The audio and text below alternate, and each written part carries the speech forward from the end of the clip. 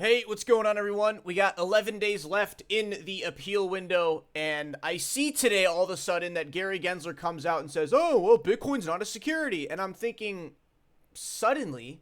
Why are you suddenly saying this? As you guys know, 2 days ago, Gary Gensler and his 4 colleagues go before to testify in Congress. Everyone's going after him. His own colleagues are throwing him under the bus. They look to him for clear answers and ignore Gary half the time. And to save face for his public reputation, this guy immediately goes onto mainstream media and starts becoming an absolute hypocrite. This genuinely angers me, what he just did today. All right, we're going to get into this. Remember how we were talking about that, Gary Gensler's hands were incredibly shaky during the Congress testimony? And I was thinking, okay, maybe he's got, some medical conditions or whatever. Maybe that's why his hands are shaking. But then he comes on and he lies through his teeth with steady hands like a surgeon. So why is it that before Congress testimony, he's just got these just trembling hands that he can't keep still, but when he goes on to mainstream media to lie through his teeth to the public, all of a sudden he's got these steady surgeon hands? Guys, we're going to get into this.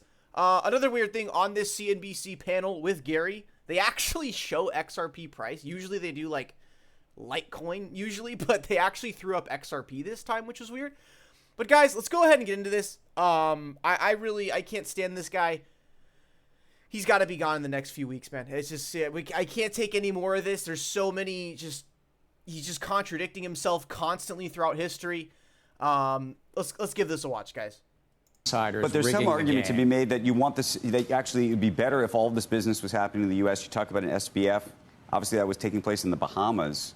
And I believe prior to this clip, they were talking about how, the context, it seems like they're talking about all the cryptocurrency business overseas that they would, this guy would like to have over in America, in the States. And I feel like he's kind of indirectly taking a jab at Gensler here by driving all of this stuff overseas when it could be domestic and in the United States and thriving. And, a lot of people were trying to do things in other places. If there was a real regime here that everybody... See, this guy, I can tell this guy's a crypto bull because throughout this 3-minute clip, he takes these like little indirect kind of subtle jabs against Gensler, calling it a regime. Because as you know, like the whole crypto market has been calling it like, the regime of Kim Jong Gensler. So this guy, I like this guy. He's not like directly like, trying to insult Gary, but he's doing these kind of subtle cues where like, yeah, he's taking a jab at Gensler. He could trust and we had established rules, and there weren't these questions about whether you were going to go over the line or you're behind the line, where the line was. Would that be better? I think that we do have those rules. So you think those lines exist? Then why do people... Oh, yeah, those lines definitely exist. And that's why a week before this interview on CNBC, Gary Gensler goes on mainstream media. I don't know if it was CNBC, maybe Bloomberg, and he says, oh, well, I apologize and we regret any confusion. And now he's just flipping a switch all of a sudden, 2 days after he gets absolutely roasted by Congress. And now he's coming on mainstream. I cannot stand this guy. I am sick of this guy here, fellas. In the industry say that they don't know what the rules are. Look, not liking the rules is not the same as that there aren't rules. And I think not liking the rules aren't the same that there aren't rules, which is exactly what Congress came after him about and what Tom Emmer said, which was you have these companies that are coming to you and they're trying to work with you and they're trying to register with you and they're trying to seek guidance through you, and then you come back and you attack those same companies. Not only Ripple, but many others in the space. So for Gary, after everything that's gone on, and after what just happened 2 days ago at the testimony, where he got thrown under the bus by everyone, now he wants to come out and say, well, not liking the rules is different than not having rules. Good God. Tom Emmer, I don't know who said it. Tom Emmer or Warren Davidson said on Twitter, I believe it was Tom Emmer. He says, yeah, when this guy opens his mouth, dude, it's always a lie, every single time. I think there's a lot that have profited off of the public's interest in this field, but profited without the proper disclosures. And inherently, there's business models that have a lot of conflicts. And we've seen the results of that time. Oh, yeah. So the Ethereum Foundation, Consensus, and the SEC bribery, there's no conflicts there, and you suspend that investigation. Pretty funny, huh? Time in and time again. outside of crypto and inside of crypto. We see what happens when there's so inherent conflict. So, oh yeah, the conflict in Hinman and consensus in the East Foundation. Oh yeah, we suspend all investigations after 1 month. Sure. We've got 90 years of experience with this, Andrew. It works reasonably well. We've got the deepest, reasonably well. Okay. most liquid capital markets.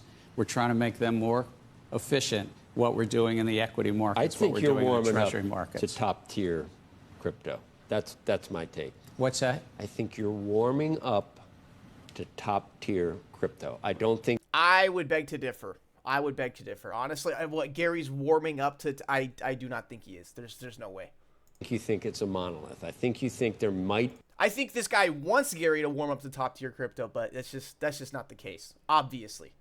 Be some actual usage or benefit to top tier crypto. Look, Have I got?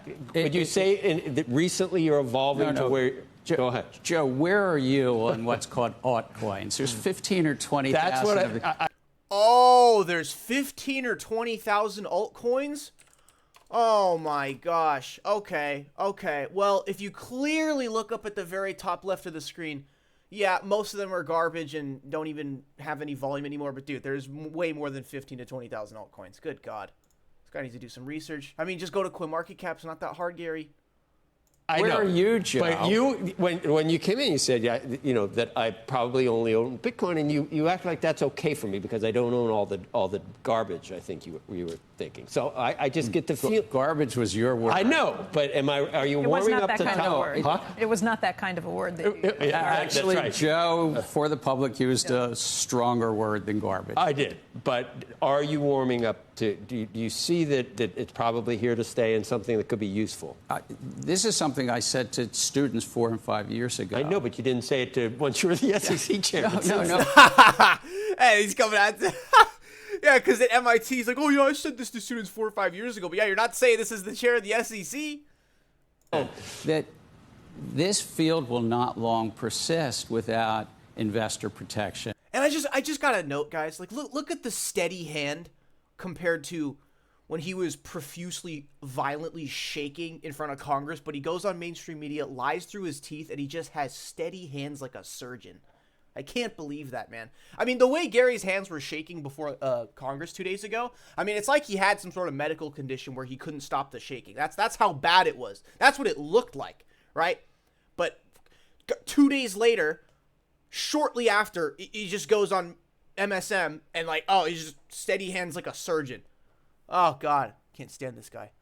And yeah, note that CNBC, weird. They usually never really showed XRP in these panel interviews on the side with the cryptocurrency prices. They usually did like Litecoin, as you guys know.